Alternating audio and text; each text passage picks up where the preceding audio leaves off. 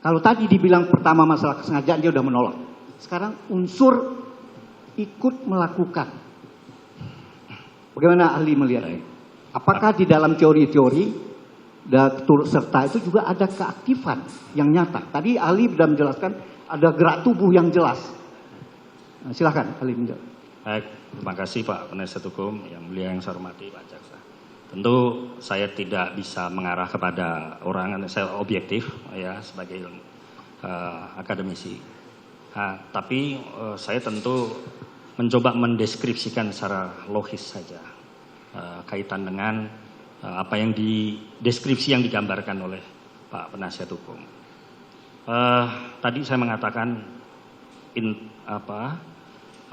prinsip liability based on fault itu. Ya, kata fault itu kata salah itu.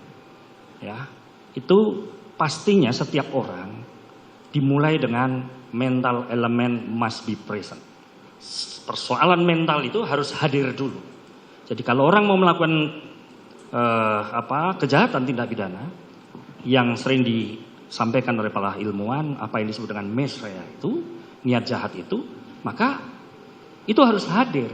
Jadi kalau ada sikap seseorang yang tidak mau mengikuti omongan seseorang, tidak mau mengikuti perintah seseorang, maka itu gambaran dari mental element. Ya, yang saya sebut must be present itu yang hadir. Kalau dia mengatakan siap, saya laksanakan, atau iya Pak, saya akan laksanakan. Tapi kalau dia mengatakan maaf Pak, saya tidak mau, saya menolak, itu mental element must be present yang menunjukkan mens rea-nya nggak ada. Kalau ini dikaitkan dengan niat untuk melakukan perbuatan jahat. Jadi gambaran saya prinsip committed element, committed mental element itu harus komit antara yang nyuruh sama yang disuruh, atau yang merintah sama yang diperintah. Mental elemennya ada di situ.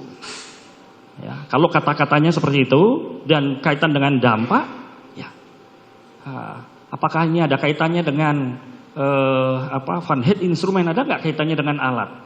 Ini akan berbeda dengan misalnya memerintahkan, tolong ambilkan pistol, tolong ambilkan, sediakan racun, dan sebagainya. Kira-kira itu gambaran yang saya berikan yang mulia, yang Pak Penasihat Hukum yang saya hormati. Baik. Jadi jelas di situ bahwa kalau mental elemen itu tidak ada, ya bagaimana kita mau menilai itu mens rea? Kemudian bagaimana kita menilai bahwa dia masih diminta memanggil seseorang, ajudan juga, walaupun dia masih dalam keadaan bingung, dalam keadaan apa benar, apakah akan diklarifikasi dan di mana akan dilakukan. Dia belum sampai sejauh itu. Iya. Nah, kondisi dia memanggil itu, dan kebetulan kan dia juga masih anak buah, pegawai. Apakah itu merupakan bagian dari aktivitas dia membantu atau apa? Ya, saya rasa tidak, Pak. Jadi saya sebutkan itu mental elemen itu kaitan dengan cause and effect tadi. Penyebab yang menimbulkan efek enggak? Ya. Nah, saya memberikan contoh tadi apa bentuknya Van Head instrumen.